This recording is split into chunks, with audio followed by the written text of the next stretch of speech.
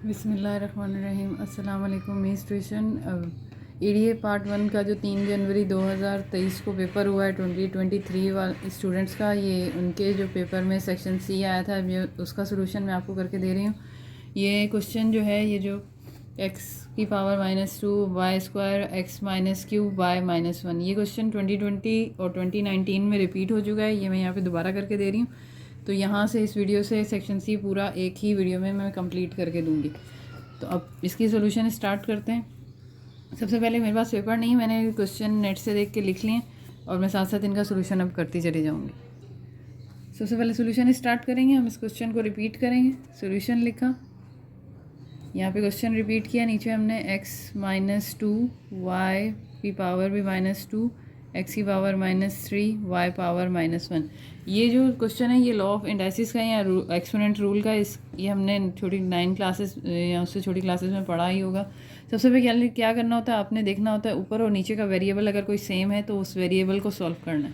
तो मेरे पास ऊपर भी x है और नीचे भी x है, यहाँ पर भी y है और यहाँ पर भी y है। इसका मतलब है इनकी बेस सेम करनी है और पावर ऐड करनी है। बेस सेम करने का क्या तरीका है, मैं पूरा इसको एक्सप्लेन करके यानी कि एक्सपेंड करके सॉल्व करूँगी ताकि अच्छे से समझ आ जाए। तो सबसे पहले ऊपर जो है हमारे पास x की पावर -2, ये पावर ऊपर शिफ्ट करेगी तो यहाँ नीचे डिवाइड है, ऊपर जाके मल्टीप्लाई होगी पावर के साथ। यहाँ नेगेटिव साइन है, जब मैं इसको ऊपर शिफ्ट करूँगी तो पावर पॉजिटिव में हो जाएगी, तो x की पावर हो जाएगी +3। क्योंकि हमने ये शिफ्ट किया तो मुझे बताना पड़ेगा, ये y ऊपर ही है वाई स्क्वायर, मैं इसको ऊपर शिफ्ट करूँगी तो y की पावर हो जाएगी +1। अब बेस सेम करनी है, यानी कि बेस सेम करने का मतलब है सेम वेरिएबल को आप एक बार लिखें और पावर ऐड कर दें। ऐड से मुराद होता है जो उनके साइन है वही लिखना है, जबकि सब्ट्रैक्ट से मुराद होता है साइन चेंज करना है। जबकि ऐड करना है तो -2 +3, बीच में मल्टीप्लाई लगाया, y की बेस सेम करेंगे 2 + 1। तो यहाँ पे हमारे पास माइनस प्लस माइनस साइन आएगा बड़ी वैल्यू का, 3 में से 2 गया तो 1, y प्लस प्लस प्लस 2 में 1 जमा किया 3। तो यहाँ पे आंसर सिंपल हम करेंगे x/y³, ये हमारा हो गया है आंसर। तो ये इस तरह से सॉल्व होगा। अब इसका सेकंड पार्ट के क्वेश्चन में लिख के फिर सॉल्व करती हूँ। अब इस क्वेश्चन नंबर 9A का सेकंड पार्ट ये था कि 10 की पावर -5, 10 पावर 3, 10 पावर 4 और 10 पावर -1 सेम सोल्यूशन करना है हमें। और सबसे पहली चीज़ लॉ ऑफ एक्सपोनेंट में ये देखना पड़ता है कि बेस सेम करनी है हमें। तो पहला मेथड तो ये हो सकता है मैं इन दोनों की बेस सेम करूँ, सिंगल हो जाएगा, इसकी बेस सेम करूँ, सिंगल हो जाएगा, और फिर ये मुझे सॉल्व करने में आसानी होगी, और यही करते हैं हम। सबसे पहले क्वेश्चन रिपीट करेंगे हम। 10 की पावर है -5, 10 की पावर है 3, 10 की पावर 4 और 10 की पावर -1। उस क्वेश्चन में ये था कि मेरे पास ऊपर नीचे वेरिएबल सेम थे। इसमें है कि मेरे पास चारों जो नीचे ये जो बेस है ये सेम है। तो मैं क्या करूँगी, पहले इन दोनों को सॉल्व करूँगी। इनको सॉल्व करना है, इक्वल लगाएं, बेस सेम पावर ऐड मतलब उनके जो साइन है उनके साथ लिख दें, और डिनोमिनेटर में भी यही करेंगे, बेस सेम पावर ऐड।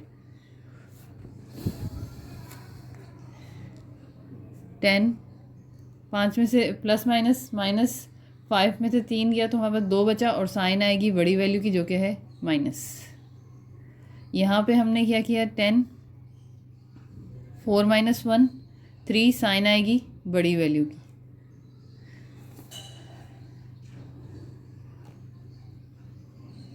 तो यहाँ पर हम क्या करेंगे, अब इसकी बेस सेम करेंगे। इसकी बेस सेम करने के लिए हमें क्या करना है, 10 -2 ऊपर ही है, ये डिनोमिनेटर से ऊपर जाएगा तो ये भी हो जाएगा माइनस, तो 10 की पावर आएगी -5। 10 की पावर है -5 यानी कि पावर नेगेटिव हो गई। हमने इसको क्या करना है, पॉजिटिव। अब रेसिप्रोकल करना है। रेसिप्रोकल करने का मतलब है इस 10 के नीचे कोई नंबर नहीं है तो इसका मतलब है 1 है। रेसिप्रोकल करेंगे, ये वैल्यू उलट होगी तो यहाँ पे हो जाएगा 1/10 की पावर 5 आंसर। तो ये क्वेश्चन इस तरह से सॉल्व होगा। तो ये क्वेश्चन नंबर 9A सॉल्व हो गया। इसके बाद हम अगले क्वेश्चन की तरफ चलते हैं। अब 2023 में जो क्वेश्चन नंबर 9B है वो है क्रैमर रूल का। आपको 2 इक्वेशन दी हुई है, साइमल्टेनियस इक्वेशन देते हैं, ये इस तरह लिखी हो तो आपको सबसे पहले इन्हें इस तरह से लिखना है, वर्टिकल। ये हॉरिजॉन्टल लिखी हुई है, आपको इनको वर्टिकल लिखना है। सॉल्यूशन स्टार्ट करेंगे। क्रैमर रूल करने को कहा है तो क्रैमर रूल से ही करना है। और अब यहाँ पे सबसे पहले क्रैमर रूल में हम बनाते हैं डी मैट्रिक्स। डी मैट्रिक्स बनेगा इनके कोफिशिएंट से। तो x के पास भी कोई नंबर नहीं है और इधर किसी भी वेरिएबल के साथ कोई कोफिशिएंट नहीं है, तो इसका मतलब है सबके साथ 1 है। तो हम यहाँ लिखा 1, इसका भी 1, ये -1 और ये +1। तो ये हमने क्या किया है, सबसे पहले डी मैट्रिक्स बनाया है। एक्स और वाई कोफिशिएंट होते हैं जो उनके साथ नंबर लिखे होते हैं। अगर इन वेरिएबल्स के साथ कोई नंबर नहीं है तो उसका मतलब है 1 है। अब यहाँ पे हमें निकालना है डिटर्मिनेंट। जब भी डिटर्मिनेंट निकालेंगे तो ये जो वेरिएबल होगा इसके साथ आपने बाहर की तरफ 2 लाइन्स लगानी है। तो सबसे पहले हम मल्टीप्लाई करेंगे इसको इससे, 1 मल्टीप्लाई बाय 1 माइनस, ये इससे मल्टीप्लाई होगा 1 मल्टीप्लाई बाय -1, 1 1 ज़ा 1, minus minus plus -1, 1 minus minus plus और 1, 1 + 1 2। अब डिटर्मिनेंट का आंसर अगर कोई नंबर आ जाए, बस ज़ीरो नहीं हो, कोई नंबर आ जाए, तो ये मैट्रिक्स कहलाता है नॉन सिंगुलर मैट्रिक्स।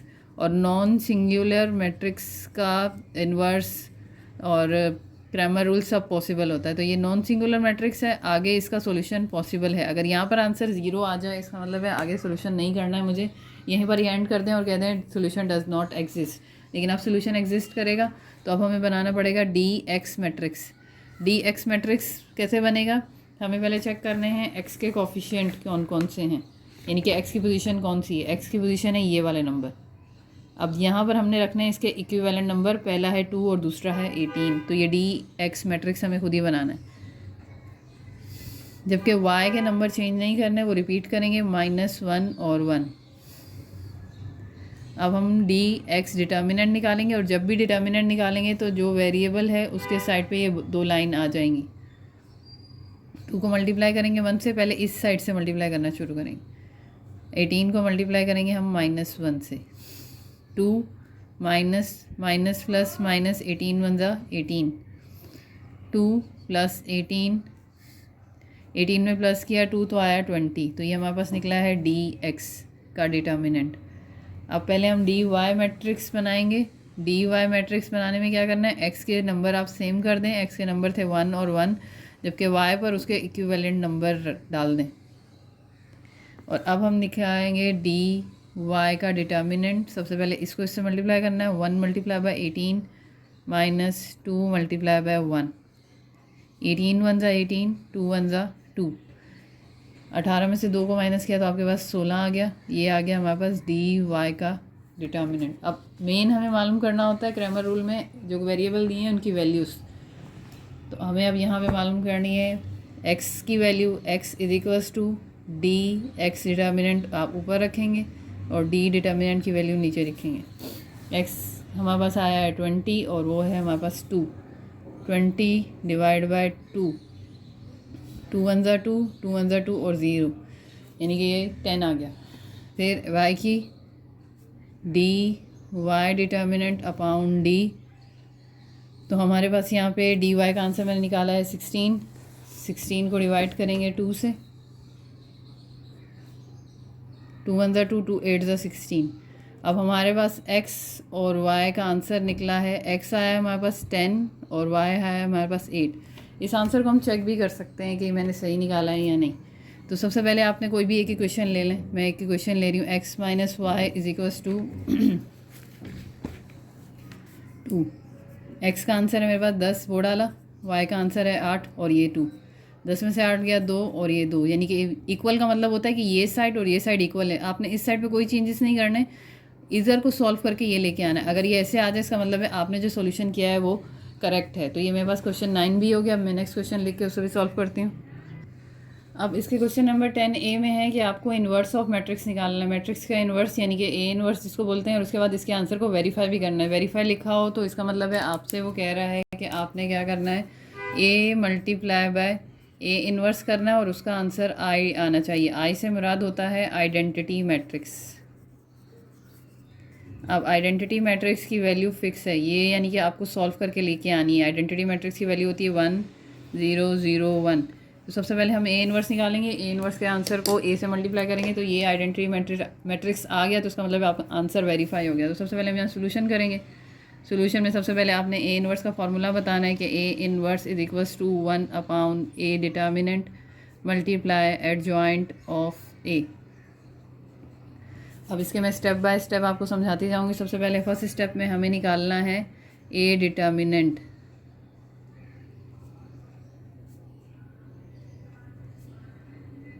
ए डिटर्मिनेंट कैसे निकलेगा, ये जो आपने 2 और 5 डायगोनल में ये जो नंबर हैं इनको मल्टीप्लाई करना है और इनको मल्टीप्लाई करना है और माइनस करना है। तो A determinant is equals to 5 multiply by 2 या 2 मल्टीप्लाई बाई 5 लिखें, बात एक ही है। 3 मल्टीप्लाई बाई 2, 5 2 ज़ा 10, 3 2 ज़ा 6, 10 में से 2 गया तो आंसर आ गया 4। ए डिटर्मिनेंट का आंसर कोई वैल्यू होगा तो इसका मतलब ये नॉन सिंगुलर मैट्रिक्स है, और नॉन सिंगुलर मैट्रिक्स जब आ जाए तो उसका सोल्यूशन एग्जिस्ट करेगा। तो इसका मतलब ये क्वेश्चन हमें अब पूरा करना पड़ेगा। सेकंड स्टेप में हमें फाइंड आउट करना है एडजॉइंट ऑफ ए।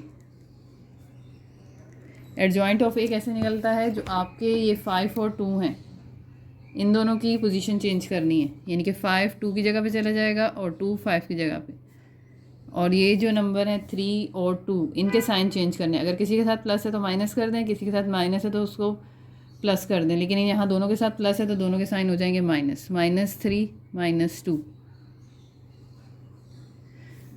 ये हमने निकाल दिया एडजॉइंट ऑफ ए। अब इसका थर्ड स्टेप क्या करना है हमें, थर्ड स्टेप में फॉर्मूला रिपीट करेंगे। A inverse is equals to 1/a determinant multiply adjoint of A. सबसे पहले इक्वल लगाया, 1/a डिटर्मिनेंट, आपने इसका आंसर निकाला है 4, वो डाल देंगे। एडजॉइंट ऑफ ए का आंसर हमने लिखा है 2 -2 3 -2 5। अच्छा, कुछ लोग क्या करते हैं, ये जो बाहर की वैल्यू है इसको अंदर डिनोमिनेटर में लिखते हैं, यानी कि डिवाइड करते हैं। मैं नहीं लिख रही, मैं यहाँ तक, अगर आपका ए इनवर्स आता है तो आप उसको यहाँ तक आंसर करके भी छोड़ देंगे। अब उसने मुझे यहाँ पे फोर्थ स्टेप में मुझे वेरिफिकेशन करनी है। वेरिफिकेशन के लिए क्या होता है कि मैं जो अब ए को मल्टीप्लाई करना है ए इनवर्स से, या फिर मैं ए इनवर्स को मल्टीप्लाई करूँ ए से, तो आंसर आना चाहिए आइडेंटिटी मैट्रिक्स। दोनों में से कोई भी चूज़ कर लें, आंसर सेम ही आएगा। तो अब मैं क्या कर रही हूँ, सबसे पहले ए मैट्रिक्स लिखूँगी। ए मैट्रिक्स मुझे गिवन है सवाल में ही, 5 2 3 2। ए इनवर्स का आंसर मैंने ये लिखा है, मैं इस पूरे को रिपीट कर दूँगी। 1/4 मल्टीप्लाई 2 -2 -3 और 5। अब क्या करेंगे, वहाँ पे जो 1/4 है उसको मैं बाहर की तरफ लिख दूँगी, और जो ए मैट्रिक्स है उसको लिखूँगी मैं यहाँ पर 5 2 3 2 मल्टीप्लाई, और अगला मैट्रिक्स 2 -2 -3 और ये 5। क्या किया है मैंने, जो यहाँ पर जो मेरे पास मैट्रिक्स थे इन मैट्रिक्स को साथ कर दिया, क्योंकि मैट्रिक्स पहले मल्टीप्लाई होगा, और इसको मैंने बाहर की तरफ करके लिख दिया। और इस तरह हम लिख सकते हैं क्योंकि मल्टीप्लिकेशन में ये चीज़ें पॉसिबल होती हैं। अब सबसे पहले दोनों मैट्रिक्स का ऑर्डर चेक कर लें। अगर यह बात आपको याद नहीं तो मैं यहाँ रिपीट कर देती हूँ। इसका ऑर्डर है 2/2, यानी कि इसके 2 रो हैं 2 कॉलम है। इसका ऑर्डर अभी है 2/2, इसके 2 रो हैं और 2 कॉलम हैं। मल्टीप्लिकेशन के लिए ज़रूरी है कि दोनों मैट्रिक्स में कॉलम, पहले मैट्रिक्स के कॉलम के नंबर्स और दूसरे मैट्रिक्स में रो के नंबर सेम हैं तो मल्टीप्लिकेशन पॉसिबल है, वरना नहीं। तो यहाँ मल्टीप्लिकेशन पॉसिबल है। अब करना कैसे है, 1/4 लिखा, ये साथ साथ चलता रहेगा एंड तक। अब ये रो मल्टीप्लाई होगी इससे, यानी कि 5 2 से मल्टीप्लाई होगा और 3 -2 से मल्टीप्लाई होगा। तो 5 multiply by 2 plus 3 multiply by -2। अब यही रो इससे मल्टीप्लाई होगी तो थोड़ा फासला देंगे क्योंकि कॉलम चेंज हो गया है। अब यही काम हम सेकेंड रो के साथ भी करेंगे। 2 मल्टीप्लाई बाई 2 प्लस 2 मल्टीप्लाई -2।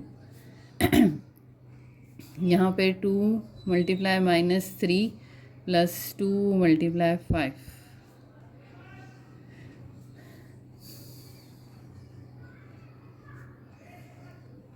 5 2 ज़ा 10 प्लस 3 2 ज़ा 6 प्लस माइनस माइनस तो यहाँ माइनस। 5 3 ज़ा 15 प्लस 3 5 ज़ा 15। 2 2 ज़ा 4 प्लस 2 2 ज़ा 4। 2 3 ज़ा 6 2 5 ज़ा 10। ये किया हमने यहाँ से। अब आगे यहाँ पर ये 1/4 मल्टीप्लाई प्लस माइनस माइनस, 10 में से 6 गया तो 4 बचा, ये 0 हो गया, ये भी 0 हो गया, और 10 में से 6 गया तो 4 बचा। अब ये जो बाहर वाला 1/4 है इसको मैं अंदर शिफ्ट करूँगी और ये सब के साथ जाके डिवाइड हो जाएगा। 4 divide by 4, 0 divide by 4, 0 divide by 4, 4/4। तो हमारे पास फाइनली आंसर आ गया 4 में से 4 कटा 1 0 0 1। तो ये हमने वेरीफाई कर दिया। तो ये वेरिफिकेशन का मतलब होता है मैट्रिक्स में ये कि इस तरह से आप मल्टीप्लाई करके दें तो ये आंसर इसका वेरीफाई हो जाएगा। अब क्वेश्चन नंबर 10 का बी पार्ट करेंगे। अब जो 2023 का क्वेश्चन नंबर 10 भी है वो 2016 में भी है, 2022 फेलियर में भी है, 2021 में भी था। x² - x - 6 ये आपको क्वाड्रेटिक की क्वेश्चन है और उसने मेंशन नहीं किया कि किस मेथड से करनी है, तो हम क्वाड्रेटिक फार्मूले से करेंगे।